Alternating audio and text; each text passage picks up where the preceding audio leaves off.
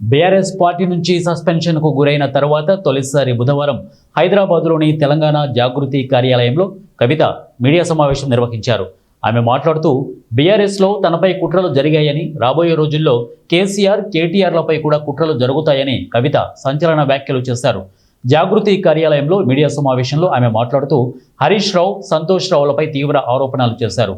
వీరిద్దరూ బీఆర్ఎస్ పార్టీని జలగల్లా పట్టి పీడిస్తున్నారని మండిపడ్డారు. సిరిసిల్లలో కేటీఆర్ను ఓడించేందుకు ప్రత్యర్థులకు హరీష్ దాదాపుగా 60 లక్షలు పంపించారని ఆరోపించారు. ఈ విషయం తనకు తెలుసని చెప్పారు. కాంగ్రెస్, బీజేపీలతో హరీష్, సంతోష్ అంటగా అవుతున్నారని దుయ్యబట్టారు.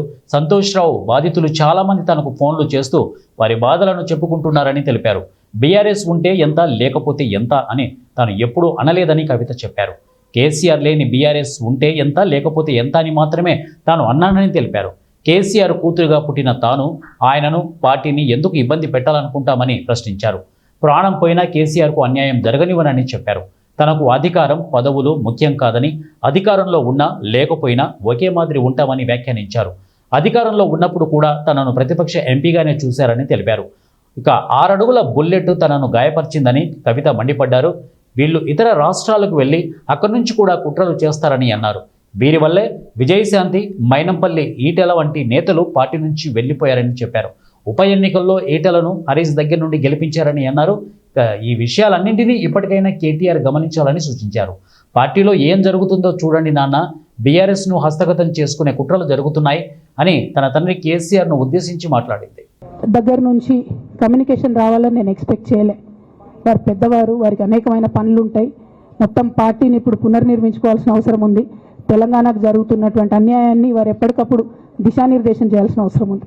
కానీ వర్కింగ్ ప్రెసిడెంట్ గారి దగ్గర నుంచి ఫోన్ రాకపోవడం మాత్రం ఒక మాట అనిపించింది నాకు. నేను కేసీఆర్ గారి బిడ్డను, నేను కూర్చొని ప్రెస్ మీట్ పెడితేనే రెస్పాన్స్ రాలేదంటే మరి ఇంకో మామూలు మహిళా కార్యకర్తకు బీఆర్ఎస్ పార్టీలో మన అన్యాయం జరిగితే రెస్పాన్స్ వస్తుందా? నాకైతే అనిపించలేదు. వస్తుందేమో నాకు తెలియదు. కానీ నేను ఒక మాటకి నాకు సంతోషం అనిపించింది. నాకు నోటీస్ రాగానే అక్కడ మహిళా ఎమ్మెల్సీలు కూర్చొని, మహిళలందరినీ కూర్చొని, ఫస్ట్ టైం అనుకుంటా భవన్లో 5 మహిళలు కూర్చొని ఇండిపెండెంట్గా ప్రెస్ మీట్ మాట్లాడింది. చాలా సంతోషం. ఇటువంటి అంతర్గత ప్రజాస్వామ్యం రావాలనే నేను కోరుకున్నా.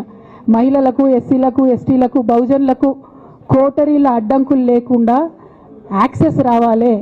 అది మైక్కి యాక్సెస్ రావాలి, బాస్కి యాక్సెస్ రావాలనే నేను అనుకున్నా. అది జరిగింది. చాలా సంతోషం.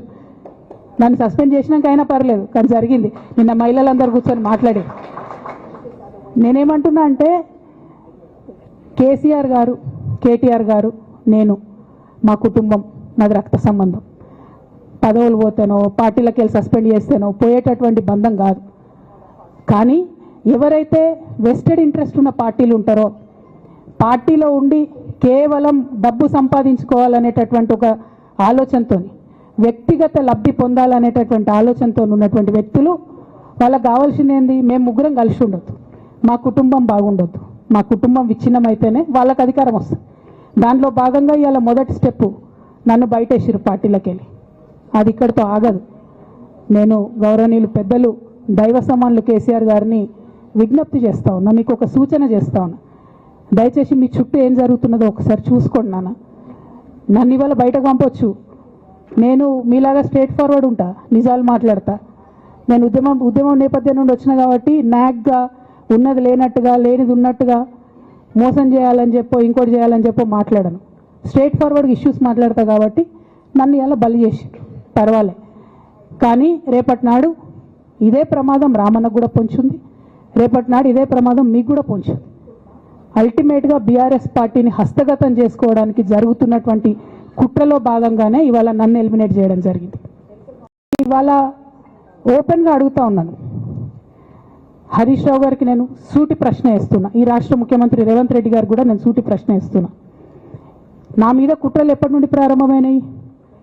ఎప్పుడైతే హరీష్ రావు గారు, రేవంత్ రెడ్డి గారు ఒకే ఫ్లైట్లో హైదరాబాద్ నుండి ఢిల్లీకో, ఢిల్లీ నుండి హైదరాబాద్లో ఒకే ఫ్లైట్లో వాళ్ళిద్దరు ప్రయాణం చేసి వచ్చినప్పుడు హరీష్ రావు గారు, రేవంత్ రెడ్డి గారు కాళ్ళు పట్టుకొని సరెండర్ అయినాక ఈ కుట్రలు స్టార్ట్ అయినాయి. నా మీద ఈ స్టోరీలు స్టార్ట్ అయినాయి.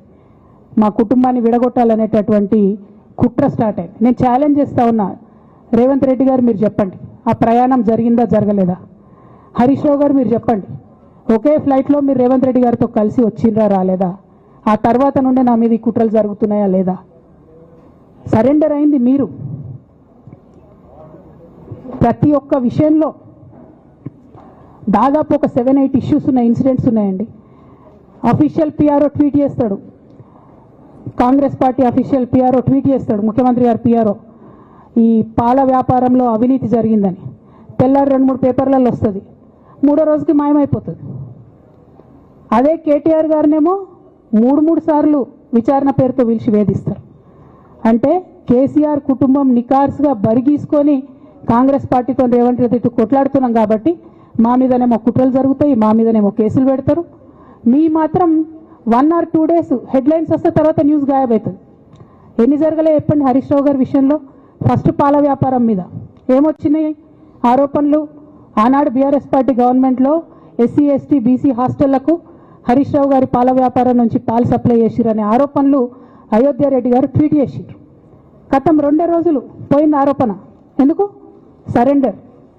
నెక్స్ట్ ఒక అభియోగం చేసిరు ముఖ్యమంత్రి గారు, రంగనాయక్ సాగర్ దగ్గర ఈయన ఫామ్ హౌస్ ఉంది, అది ప్రభుత్వ భూమి, కబ్జా చేసిండని. 1 day headline, 3rd day news గాయబ్. No case, nothing. కేటీఆర్ పరిస్థితి ఏంటి? ఎన్ని కేసులు పెట్టిరు కేటీఆర్ అన్న మీద? ఎన్నిసార్లు పిలిచిండు విచారణకు?